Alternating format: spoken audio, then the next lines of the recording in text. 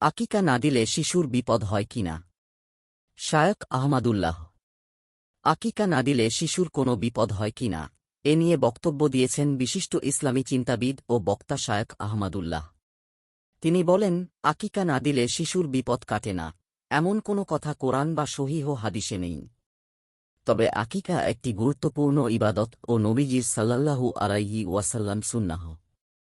শায়খ আহমাদুল্লাহ ব্যাখ্যা করেন, আল্লাহ যদি কারোকে পুত্র সন্তান দান করেন, তবে তার জন্য 2টি ছাগল এবং কন্যা সন্তানের জন্য একটি ছাগল জবাই করার নির্দেশ রয়েছে।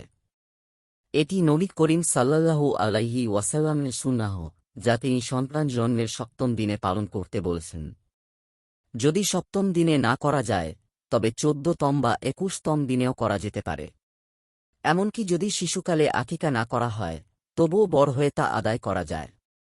তিনি আরও বলেন, যদিও আকিকা না দিলে শিশুর বিপদ হবে, এমন সরাসরি কোনো বক্তব্য নেই, তবে কিছু হাদিসে ইঙ্গিত রয়েছে যে সন্তান আকিকার মাধ্যমে শয়তানের কুমন্ত্রণা থেকে নিরাপদ থাকে এবং বিভিন্ন অনিষ্ট থেকে রক্ষা পেতে পারে।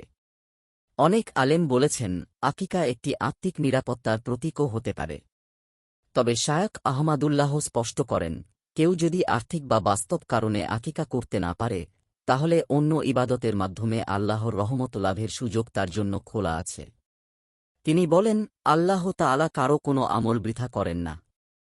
শেষে তিনি আহ্বান জানান, আল্লাহ আমাদের যাদের সামর্থ্য দিয়েছেন, তাদের যেন এই সুন্নাহ পালন করার তৌফিক দান করেন। দিন প্রচারের উদ্দেশ্যে ভিডিওটি শেয়ার করুন। লাইক, কমেন্ট, ফলো এবং চ্যানেলটি সাবস্ক্রাইব করে পাশে থাকবেন। মহান আল্লাহ আপনাকে উত্তম যা দান করুক। আমিন।